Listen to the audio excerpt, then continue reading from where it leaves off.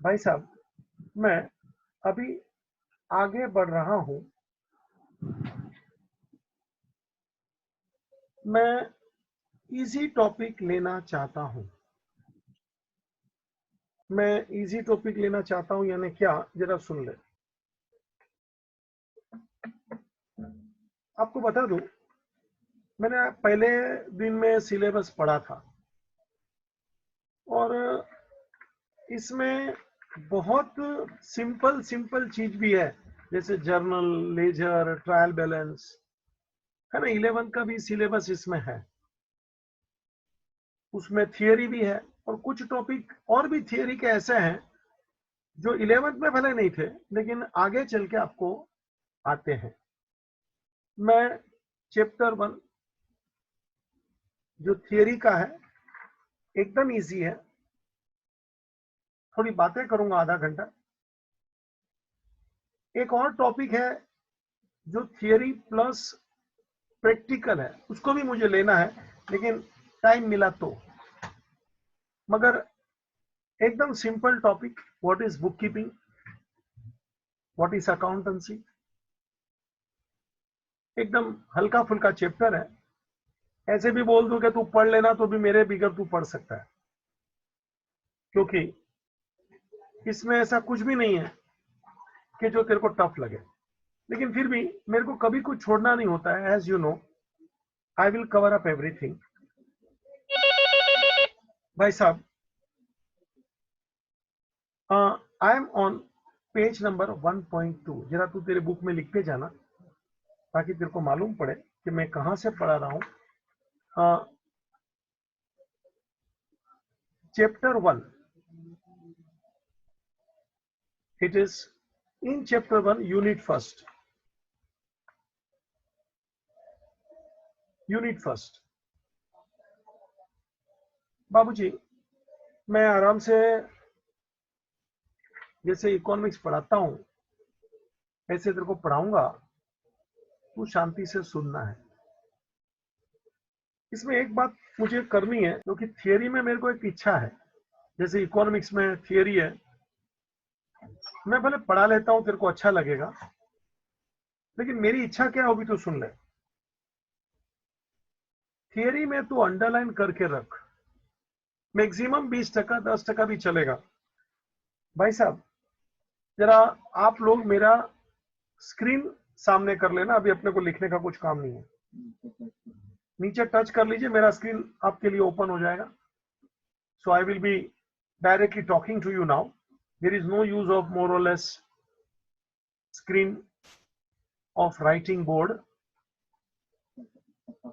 अभी इसमें क्या है जरा सुन ले। टोटल थियरी है यार। अभी एग्जाम के दिन भी ये थियरी पढ़ने का मुझे कोई इच्छा नहीं है। मेरी एक अंदर से इच्छा है कि इसका अंडरलाइन करके तेरे को दे दूं।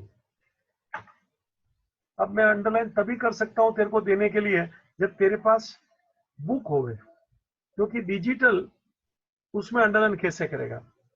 हकीकत में मेरे दिमाग में तो बहुत कुछ चलता है। इन लोग ने बुक दिया ना डिजिटल, इसको ई बुक में कन्वर्ट करने को आना चाहिए।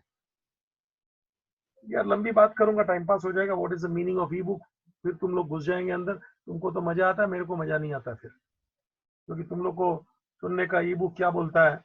हम लोग का मतलब क्या, ई बुक मतलब इलेक्ट्रॉनिक फॉर्म, ऐसा नहीं होता है। ई बुक का बहुत ही अलग मीनिंग है। हिंदुस्तान में हम लोग के पास ई बुक का कोई कंसेप्ट ही नहीं चला इधर। ठीक है, तुम्हारे पास जब ये बुक आएगा अंदाज से, जैसे भी चालू हो जाएगा, तभी इंस्टीट्यूट के तरफ से ये पूरा बुक मिल जाएगा। तभी मैं अपनी बुक तेरे को दूंगा और कहाँ कहाँ अंडरलाइन करना है ना, मैंने अंडरलाइन करके रखा है। मतलब तू पूरा बुक नहीं पढ़ेगा, तू उतना ही पढ़ेगा जितना अंडरलाइन है। हाँ, अभी सुन लेगा पूरा मेरे से। इको में भी ऐसा ही करना है बच्चा। तेरे हाथ में जब फिजिकल बुक्स आ जाएगा ना, तो तेरे को अंडरलाइन करना है। और मैं अंडरलाइन करके रखा है, यू नीड नॉट वरी। मतलब जैसे तू पढ़ेगा ना तो तेरे को मजा आ जाएगा। तो क्या अपना समय बचता है ना बच्चा। पढ़ तो कोई भी सकता है, 5वीं का बच्चा को भी देगा, धीरे धीरे पढ़ेगा और क्या। लेकिन इतना बड़ा बुक पढ़ के मुझे टाइम पास एग्जाम के टाइम जरा भी नहीं चाहिए। सुन ले लेक्चर शांति से, उसके क्वेश्चन पीछे दिए वो भी तू देख लेना, ऑब्जेक्टिव दिए वो भी तू देख लेना, ताकि तेरे को मालूम पड़े कि भाई मेरे को आता है कि नहीं आता है। क्योंकि खाली लेक्चर सुनने से कभी कभी अपने को लगता है अरे हो तो गया, लेकिन मेरे को आता है कि नहीं। तो इसीलिए तेरे को आज मैंने होमवर्क भी दे दिया, 2 क्वेश्चन कौन से मैं बताऊंगा। और ये अंडरलाइन का थोड़ा सिलसिला थोड़े दिन के बाद ही तेरे को इसका मजा आएगा, क्योंकि मैंने अंडरलाइन कर लिया है, वो तेरे को तेरी प्रैक्टिकल बुक होगी तो ही मजा आएगा। To the point.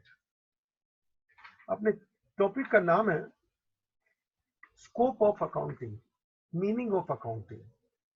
भाई साहब आराम से सुनना है। What is accounting, what is book keeping, what is audit, what is management, what is costing, what is financing. ये सब शब्द है ना, ये कहीं ना कहीं आपस में रिलेटेड है, लेकिन सब अपने जगह पे अलग अलग है। जैसे अपन एक परिवार वाले सब लोग होते हैं ना, ये भाई सब लोग मेहता, तो सब मेहता तो कहीं ना कहीं रिलेटेड है, लेकिन सब सेम नहीं है, सब अलग अलग है भाई अपने अपने घर में। ऐसे accounting, book keeping, costing, management accounting, financial accounting, taxation, ये सब अलग अलग अलग अलग है, आजू बाजू के सब है, एक नहीं है। मैं आपके सामने 2 शब्द रख रहा हूं, one is transaction and second is event. One is transaction, second is event. बाबू जी इवेंट किसको बोलते हैं जरा सुनिएगा, पहले मैं आपके ऑर्डिनरी लैंग्वेज में बोलूं। नकुल भाई, आप रोज खाना पीना खा रहे हैं, सब्जी लाना, ये लाना, वो लाना, नमक लाना, तो क्या लाना पड़ता है सर? शक्कर लाया, वो लाया, दूध लाया रोज, तो क्या रोज मांगता है ना सर? तो आपके इधर भी आता है, अच्छी बात है। This are all transaction. Nakul भाई, अब मान लो आपके घर का कोई त्योहार है, मम्मी पापा का वेडिंग एनिवर्सरी है, तो देखिएगा रोज के दिन भी दिन होते हैं, रोज के भी कैलेंडर के डेट्स होती है, लेकिन जब वो वेडिंग एनिवर्सरी है ना, तो आप लोग उस दिन को अलग ढंग से मनाने का इच्छा करोगे। या तो आपका बर्थडे, चलिए ना, तो वो दिन देखना आपको अंदर से कुछ अलग अलग फीलिंग आएगा कि आज मेरा बर्थडे है। अरे अभी तो पागल लोग कैसे हैं नयन भाई, साले दीवाने लोग रात को 12 बजे निकलते हैं, देखा है क्या? और रात को 12 बजे वो केक लेके आते हैं, उसके मुंह पे चप्पड़ थप्पड़ते हैं। ये क्या बोल रहा हूं मैं? मेरे को 2 शब्द बोलने थे ना। रोज अपन खाना पीना खाते हैं, दाल सब्जी ये वो चावल खाते हैं, सब्जी लाते हैं, नमक लाते हैं, वो है ट्रांजेक्शन। और ये बर्थडे के टाइम केक चाट के खाना पड़ता है ये ट्रांजेक्शन नहीं है बच्चा, this is called event. Mummy papa का वेडिंग एनिवर्सरी है, वो ट्रांजेक्शन नहीं है, वो इवेंट है। I wanted to talk on 2 words, मैं आपको मीनिंग देना चाहता हूं। इवेंट क्या अकाउंट, मेरा सब्जेक्ट अकाउंट ही रहेगा बच्चा। हाँ, ये मत समझना कि सर भाग जाता है दूर, जरा भी नहीं। ये 2 शब्द के ऊपर मुझे तुझे बोलना है कि अपने अकाउंट में ट्रांजैक्शन किसको बोलेंगे?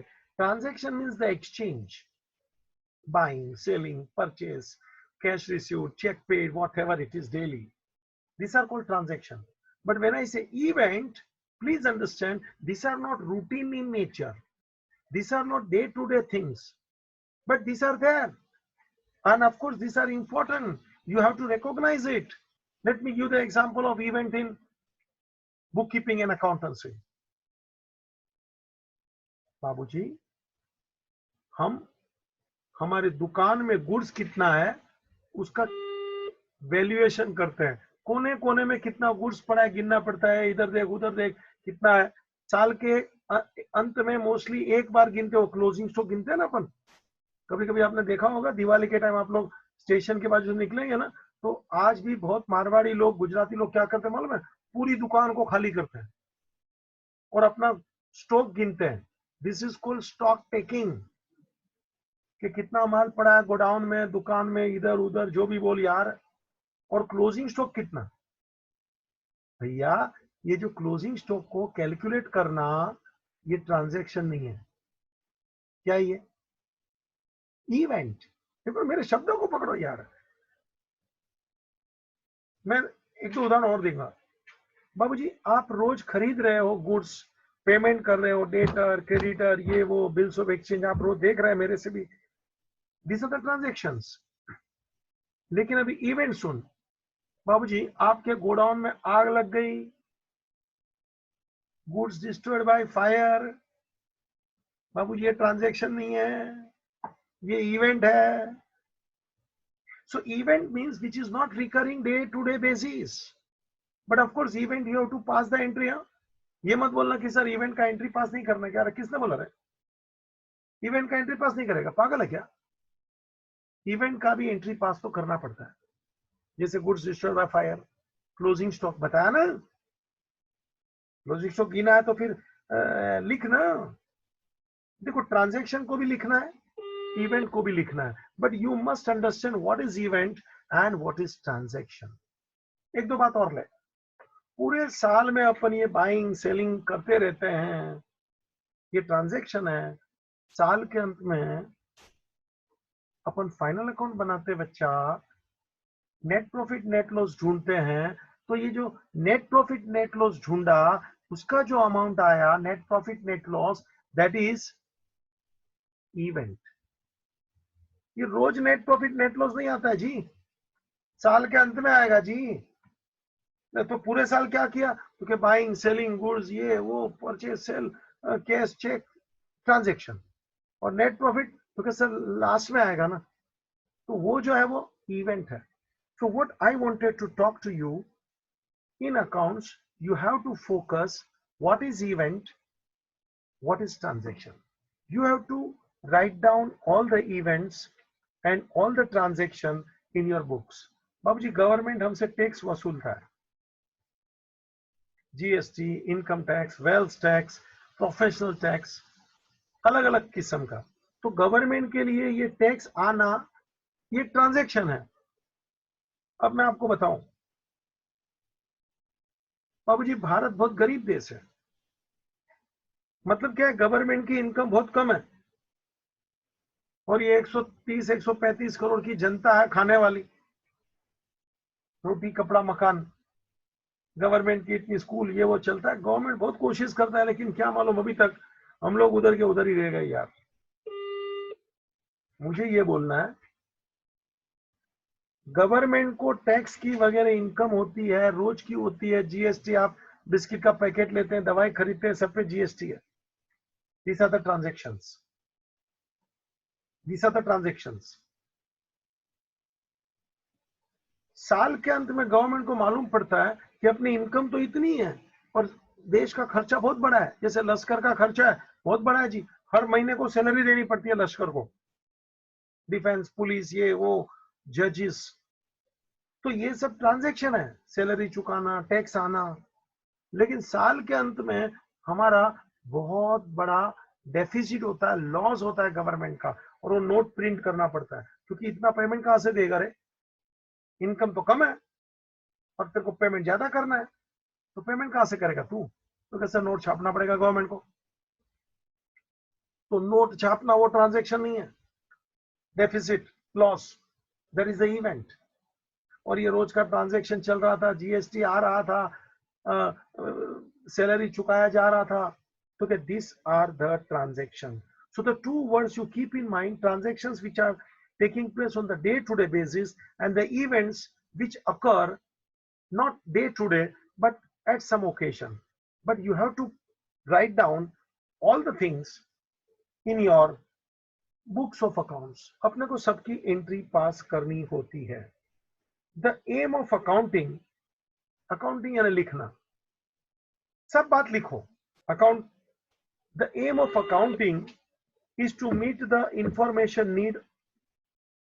बाबूजी सब प्रकार की अपनी जो इंफॉर्मेशन नीड है वो अपने पूरी होनी चाहिए। अपन लिखेंगे तो मालूम पड़ेगा ना, अपन लिखेंगे तो मालूम पड़ेगा ना, क्या आया, क्या गया, क्या खर्चा है, क्या इनकम है, क्या कमाया, क्या नुकसान किया। सो इंफॉर्मेशन नीड तभी पूरा होगा if you write down everything बाबूजी। और अगर जो लिखेंगे सब बराबर आप इंफॉर्मेशन कलेक्ट करेंगे तो उसके आधार पे आप अपने बिजनेस के अच्छे डिसीजन भी ले पाएंगे। कोई विचार करता है सर ये बुक कीपिंग क्यों होना चाहिए, ये अकाउंटेंसी क्यों होना चाहिए। बाबूजी तू बराबर अकाउंटिंग करेगा, बुक कीपिंग करेगा तो इंफॉर्मेशन तेरे पास रहेगी। On the basis of that you can take the big decisions. मतलब याद रखना, accounting is to meet the information need of the rational and the sound decision maker, and thus called the language of business. Accounting is called language of business. अब जी accounting को business का language कहा जाता है। Accounting के कुछ definition यहाँ दिए हैं। American institute of certified public accounting,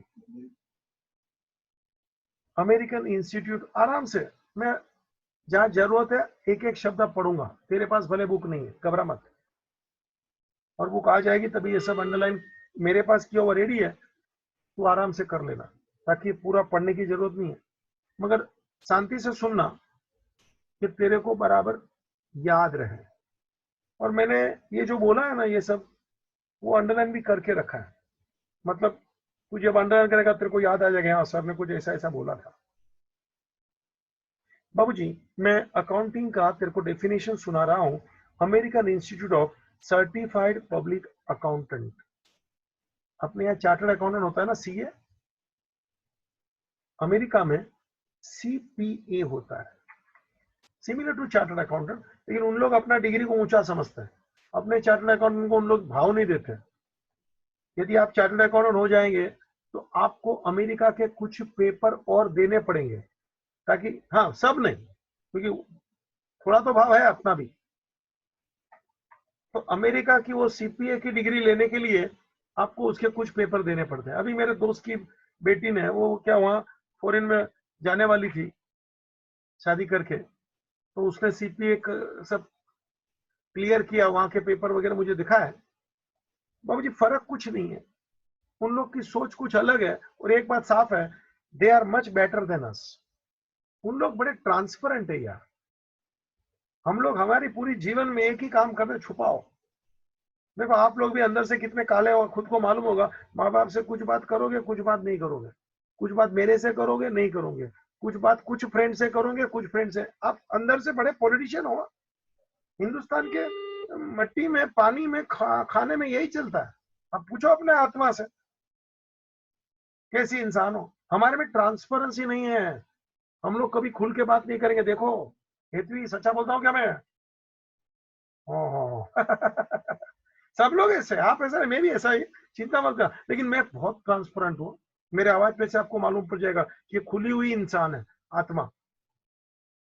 छुपाने का नहीं यार, खुल के बात करो ना। दुनिया में से क्या लेके जाना है, वही अमेरिकन लोग मानते हैं। बाबूजी ट्रंप का मैं रोज ये भाषण देख रहा हूँ ना, तो वो चिढ़ता इसी बात का है कि चाइना ने छुपाया क्यों।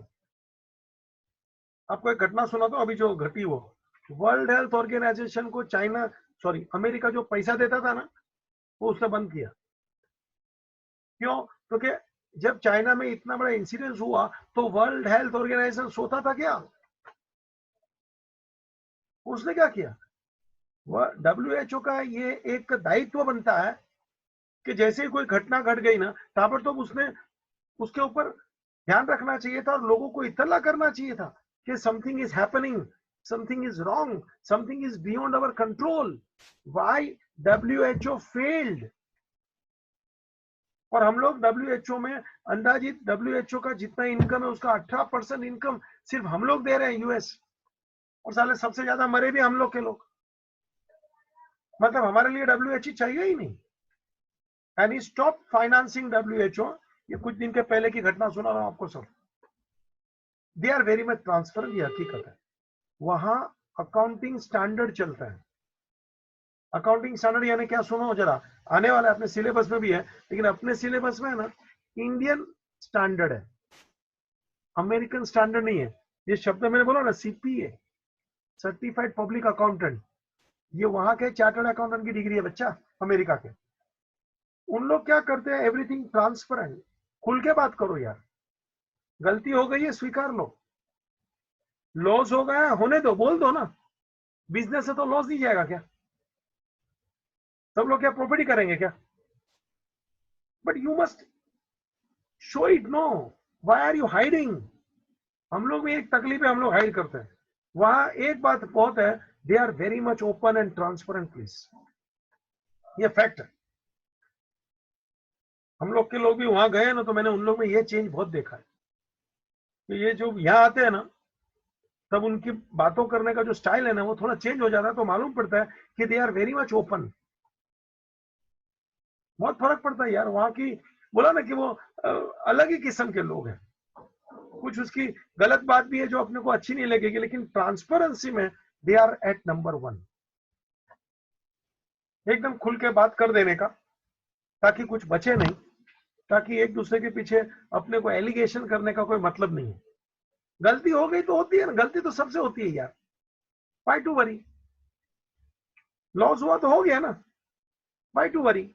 लेकिन छुपाने से क्या फर्क पड़ता है, एक दूसरे का विश्वास कम हो जाता है। बाबूजी मैं डेफिनेशन पे आता हूं, बातें तो होती रहेगी। CPA, certified public accountant of American institute, उनका ये उन्होंने डेफिनेशन दिया है। Accounting is the art of recording, classifying and summarising in a significant manner. मैं एक एक शब्द पढ़ रहा हूं बच्चा, repeating. Accounting is the art of recording, classifying, classify करना, समराइजिंग, शॉर्ट में बोल के दिखाना, in a significant manner and in terms of money transactions and the events which are in the part at least of the financial character and interpreting the result thereof। जो finance की बात है वही account में होती है। सब transaction लिखो, सब इवेंट लिखो, उसका रिकॉर्डिंग करो, उसका क्लासिफिकेशन करो, उसका समराइज करो और उसको पेश करो। Yes, that is called accounting. मतलब हर चीज को पेश करो सिस्टमेटिक मैनर से। बाबूजी एक और डेफिनेशन मैं आपके सामने रखता हूं, accounting principles board of America. बहुत सारी इंस्टीट्यूट है, सब लोग ने अपने अपने डेफिनेशन दिए हैं। The function of accounting is to provide quantitative information, quantitative information देगा account. Repeat, the function of accounting is to provide quantitative information, बहुत सारी इंफॉर्मेशन आपको देगा, प्राइमरीली ऑफ फाइनेंशियल नेचर, जो पैसे का होगा, अबाउट इकोनॉमिक एंटिटीज, इकोनॉमी की एंटिटी का होगा, that is needed to be useful in making economic decision. बाबूजी जितने भी इकोनॉमिक डिसीजन बोलेगा तो मनी नेचर, यहाँ इकोनॉमिक सब्जेक्ट नहीं, इकोनॉमिक डिसीजन बोलेगा तो मनी नेचर डिसीजन, आपका खर्चा कितना, आपका ट्रांजैक्शन क्या है, आपका प्रॉफिट क्या, लॉस क्या, इसको इकोनॉमिक डिसीजन बोलते हैं। तो पूरी इंफॉर्मेशन दीजिए ताकि आप अच्छे इकोनॉमिक डिसीजन ले सके। बाबूजी मैं अकाउंटिंग की प्रोसीजर क्या है वो आपके सामने रखता हूं। एक लिखना, दैट इज कॉल्ड रिकॉर्डिंग। बाबूजी पहले तो अपने को लिखना जरूरी है, एक लिखना, दैट इज कॉल्ड रिकॉर्डिंग। जो भी बुक्स है जैसे कि journal, purchase book, sales book, ये सब बुक्स है बच्चा, जो भी ट्रांजैक्शन है लिखना, लिख यानी रिकॉर्डिंग। ये सब सिलेबस में बाबूजी, भले सिंपल है, ज्यादा कोई तेरे को ऐसा लगेगा नहीं कि ब्ला ब्ला बहुत बड़ी बात है, नहीं नहीं नहीं, but is a part of theory, chapter 1। तो अकाउंटिंग में पहला काम क्या है, recording. Recording means to write down, write down what the transaction, write down events, write down in the books of accounts, चाहे वो जर्नल हो, परचेज बुक हो, सेल्स बुक हो। Second thing, classifying. बाबूजी क्लासिफिकेशन बहुत जरूरी होता है। कि ये क्रेडिट ट्रांजैक्शन है, ये कैश ट्रांजैक्शन है, ये चेक का है, ये रोकड़े का है, ये परचेज का है, ये सेल का है, ये इनकम है, ये एक्सपेंस है। You know everything you must classify systematically. कुछ लोग के घर में देखना बड़ा मस्त वो सजावट होता है फर्स्ट क्लास, यहाँ वो शोकेस होता है, उसमें वो कप और सोसर वगैरह रखा जाता है, यहाँ कुछ वो दूसरे प्रकार के बर्तन होते हैं, वहां कुछ वो खिलौने होते हैं, बड़ा सिस्टमेटिक वो सोफा, ये वो कुर्सी, ट्रिपल, इतना सजावट क्या होता है ना। घर भले छोटा, मकान भले छोटा होता है, लेकिन सिस्टमेटिक होता है, एवरीथिंग परफेक्टली क्लासिफाइड। और कुछ लोग कुछ भी चल रहा है यार, अपन कहीं वहां पहुंच जाए, घर में बराबर कुछ होता नहीं, बाजू वाले से लेके आओ भाई कुर्सी भी, बिठाओ इनको, होता है ये भी मजे की लाइफ है। You must enjoy this. तो क्लासिफिकेशन अपने को करना है। फिर वो इंडिविजुअल के क्लासिफिकेशन होते हैं, डेटर, क्रेडिटर, बिल के क्लासिफिकेशन है, रिसीवेबल, पेएबल। तो पहला काम है रिकॉर्डिंग, दूसरा काम है क्लासिफिकेशन, तीसरा काम है समराइजिंग। समराइजिंग मतलब एक ग्रुप बना के सबको पेश करो। For example trial balance. Babu ji trial balance में एक आइटम है डेटर, तो ये डेटर नहीं है, डेटर्स है। मतलब बहुत सारे लोग जिससे पैसा लेना है, आप ट्रायल बैलेंस में डेटर्स एक फिगर देखते हो, हकीकत में वो एक आंकड़ा नहीं है, 200-500 लोगों से लेने का टोटल उधर लिखा है डेटर्स। तो ये डेटर्स क्या है? समरी। वो 200 जन से किसके किससे पैसा लेना उसका बड़ा लिस्ट होता है, कि मिस्टर राम से इतना लेना है, रहीम से इतना लेना है, जीसस से इतना लेना है, लो भाई सबसे मिला के 2 लाख। तो ट्रायल बैलेंस में 2 लाख लिखा है, लेकिन हकीकत में 2 लाख रुपया representing so many people from home you have to recover. तो ट्रायल बैलेंस क्या है? समराइजिंग, समरी है। Profit and loss account, trading account, balance sheet, बाबू ये सब समरी है। बैलेंस शीट में सब एसेट्स है, लायबिलिटीज है। आप वहां लिखते हैं फर्नीचर, तो क्या फर्नीचर एक ही फर्नीचर है क्या? बाबू जी टोटल फर्नीचर, जैसे कॉलेज में कितना सारा फर्नीचर है,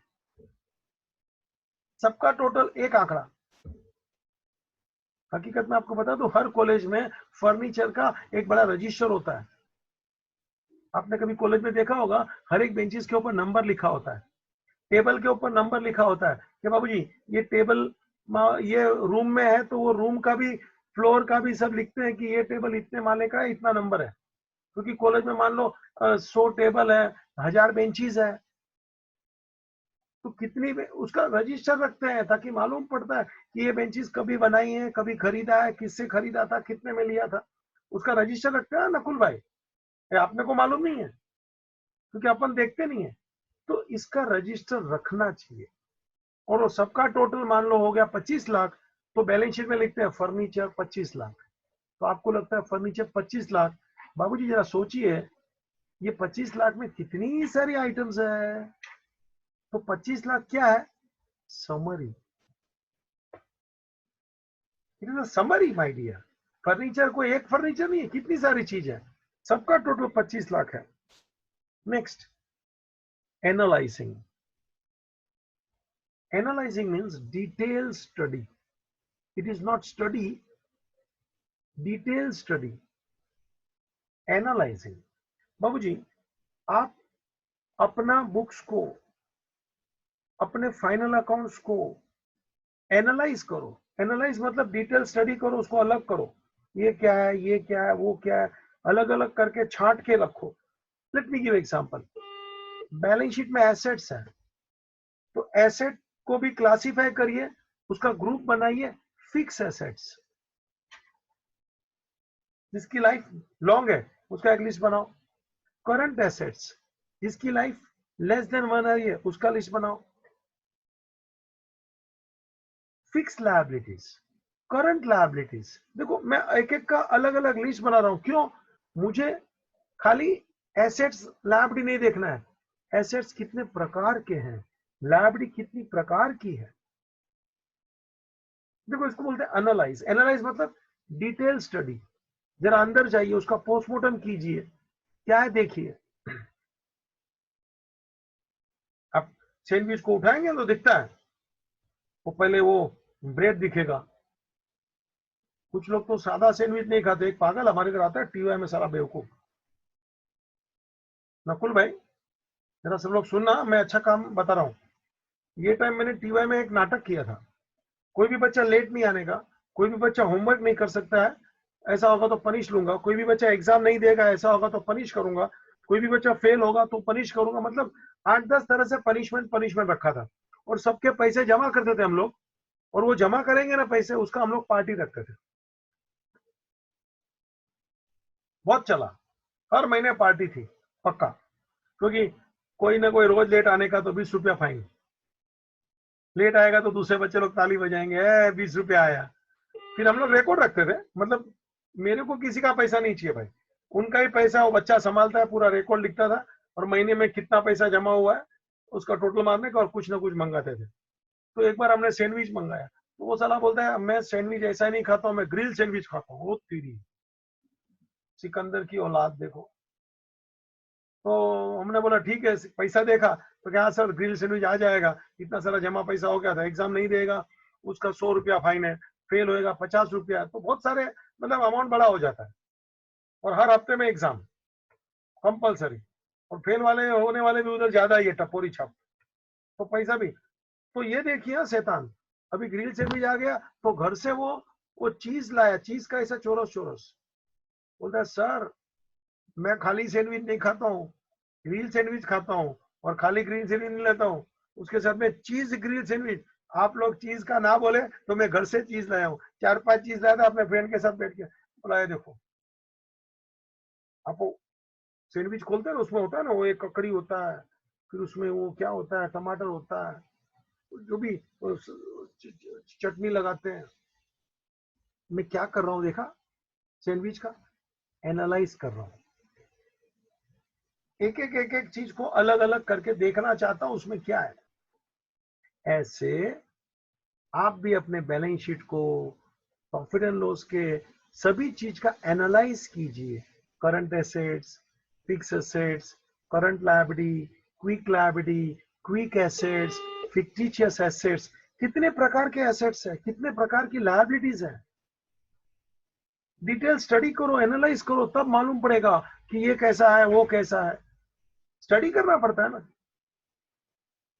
ऐसे कैसे मालूम पड़ेगा। देखा ना, वो सैंडविच को खोल के देखा, क्योंकि शादी भी आता है, ग्रिल भी आता है, उसमें ये भी आएगा वो भी आएगा। उसमें चीज डालेंगे तो होगा ना, हमने चीज वाला नहीं मंगा, घर से लाएगा चीज। तो analysing the statement. Next, interpreting. Interpreting का मतलब होता है आप उसको एनालाइज कर रहे हो, स्टडी कर रहे हो। नेक्स्ट, आपको स्टडी करके क्या दिख रहा है, आप उसके ऊपर मुझे बताइए, आपका रिपोर्ट बोलिए। This is called interpreting. मतलब उसको रीड करना, उसको स्टडी करना, और उसमें से आपको क्या दिख रहा है, दैट इज कॉल्ड इंटरप्रिटेशन। याद रखना, इंटरप्रिटेशन सही करने वाला इंसान बहुत महान होता है। क्या दिख रहा है और उसमें से क्या दिखना चाहिए, क्या होना चाहिए, उसको हम लोग प्रिडिक्शन बोलते हैं। कि आगे का सोचने वाला इंसान होता है ना, वो उसको पढ़ के बहुत कुछ आगे का नक्की कर लेता है कि ये इंसान ऐसा ही होगा। जैसे वो शक्ल देख के आदमी का बोलता है ना कि आदमी कैसा होगा, मालूम है क्या, फेस रीडर। आप लोग भी देखो, मेहमान आएंगे तो कैसे सीधे साधे बन के बैठते हो, और वो जाने के बाद देख लो कैसे शैतान, काम नहीं करेंगे लेकिन मेहमान के सामने मम्मी पापा भी आप लोग को बराबर घींच डालते हैं कि साला अभी ये काम करेगा।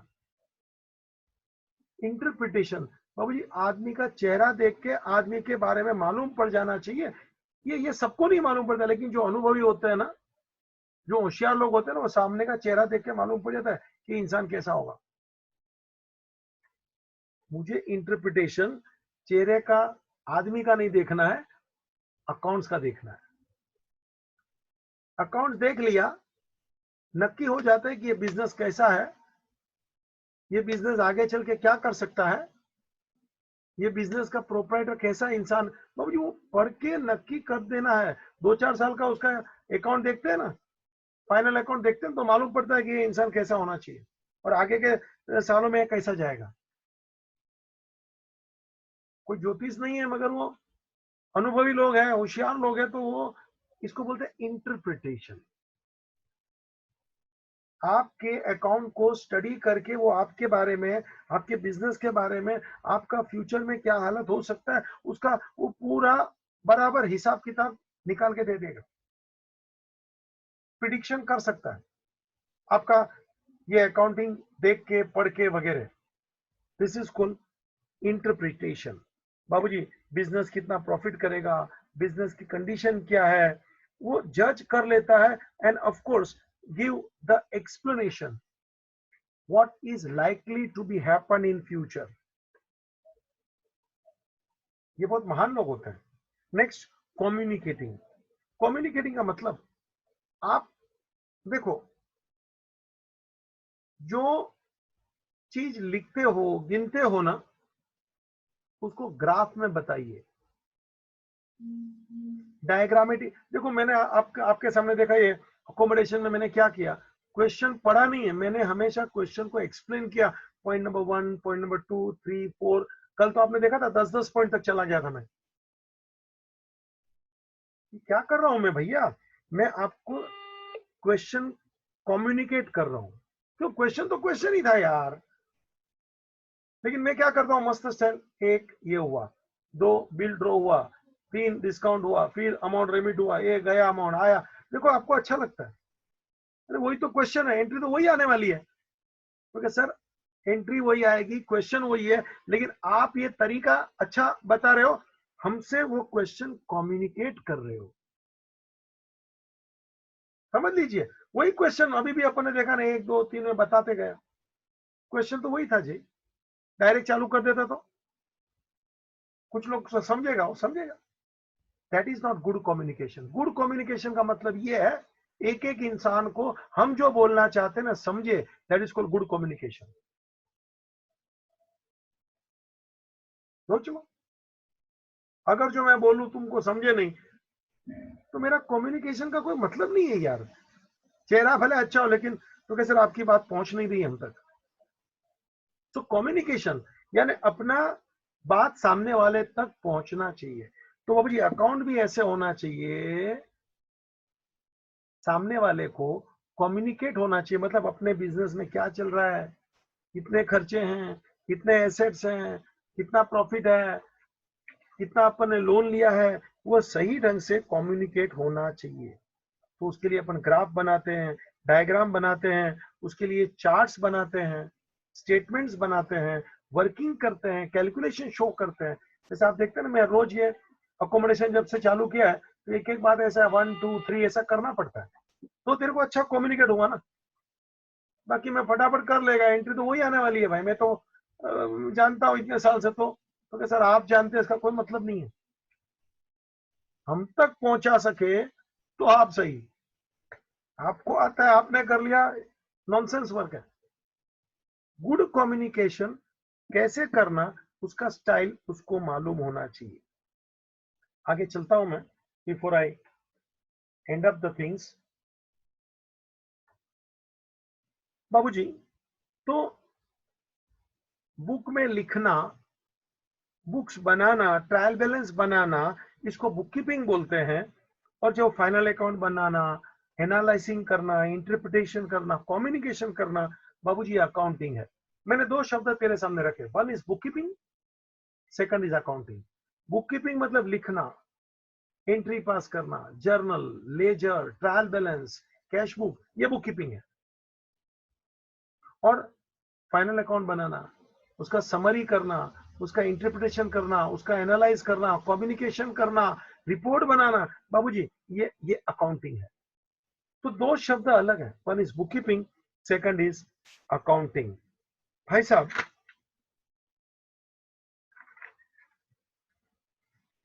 2 मिनट ले लेता हूं, एक पैराग्राफ है, यूजिंग द फाइनेंशियल इंफॉर्मेशन।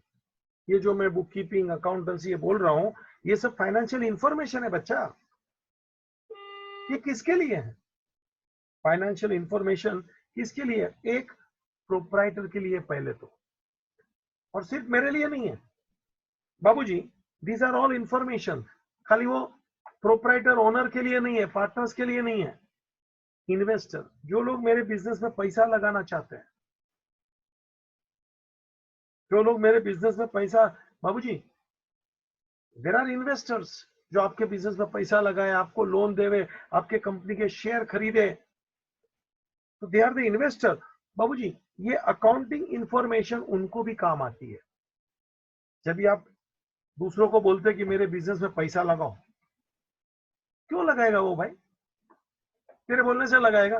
तो कि तू क्या करेगा, अपना पूरा बिजनेस का 2 4 5 साल का उसको अकाउंट दिखाएगा, उसको फिर तेरी बातों में विश्वास आएगा, तेरे प्रोजेक्ट उसको लगेगा कि नहीं ये कुछ कर सकता है, तब वो तेरे पे करोड़ों रुपया लगा सकता है।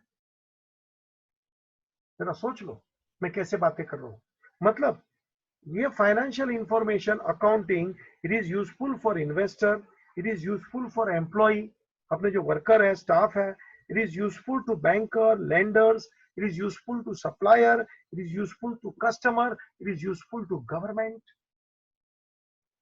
अपना सवाल है, it is useful for whom? It is useful not only to proprietor but to financer, investor, employee, lender, बाबूजी supplier, customer, government, staff members.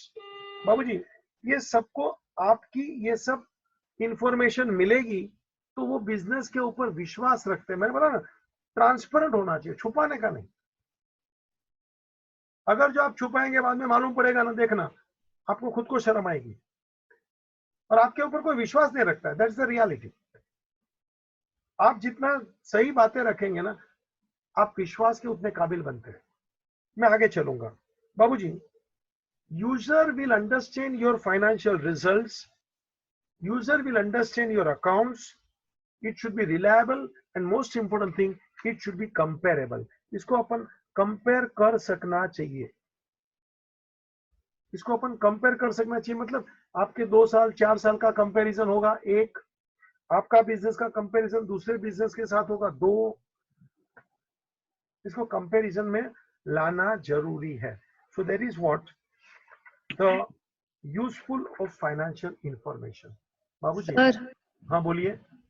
Sir मेरा कनेक्शन लूज हो गया था अभी, तो 5 मिनट में आपने क्या बोला वो रिपीट करोगे? हाँ मैं यूजर की बात कर रहा था बेटा। फाइनेंशियल के अपन जो ये अकाउंटिंग, ये फाइनेंशियल का अपना बुक्स है, बुक कीपिंग है, ये मैंने टॉपिक निकाला। पहले मैंने कम्युनिकेटिंग किया, वहां तक तो तू थी ना, कम्युनिकेशन। हाँ सर। हाँ तो नहीं, अभी मैंने उससे थोड़ा पहले, नहीं उससे थोड़ा पहले। कम्युनिकेशन तूने सुना था कि नहीं, कम्युनिकेटिंग? नहीं, मैं आवाज कट रहा था। अच्छा, मैं जो पढ़ा रहा हूँ वो तुम तक पहुंचे नहीं तो क्या मतलब? हाँ कम्युनिकेटिंग का मतलब क्या कि मैं जो बोलना चाहता हूँ वो आप तक पहुंचना चाहिए। मैंने कहा ना, ये अकोमोडेशन में मैंने कैसे सिखाया, एक एक ट्रांजेक्शन का मैं लिखता था, नंबर 1 ये हुआ, 2 ये हुआ, 3 ये हुआ। मतलब मैं क्या कर रहा था, वही क्वेश्चन को आपको कम्युनिकेट कर रहा था, और देखो उसके जरिए आपको क्वेश्चन जल्दी से समझता था और फिर आप अच्छे ढंग से एंट्री पास कर सकते हैं। ये कम्युनिकेशन मैंने नहीं भी किया हुआ, डायरेक्ट भी तो मैं कर सकता हूँ ना बच्चा, एंट्री तो वही आने वाली थी ना। तो वो क्वेश्चन आपको अच्छा समझ में तब आया जब मैंने उसको 1 2 3 ऐसे स्टेप लिखा। तो कोई भी चीज सामने वाले को अच्छे ढंग से समझ में आना चाहिए, that is called communicating. Communicating का मतलब कैसे, अपने डायग्राम बनाओ, अपन ग्राफ बनाओ, अच्छा प्रेजेंटेशन करो, पाई डायग्राम बनाओ, मतलब अलग अलग मेथड से अपनी बात सामने वाले को पहुंचाओ। खाली आपने अकाउंटिंग कर लिया लेकिन सामने वाले को भी वो समझता है क्या? तो दैट इज कॉल्ड कम्युनिकेटिंग। मैंने 2 शब्द उसके बाद में बोले थे, one is book keeping, second is accounting.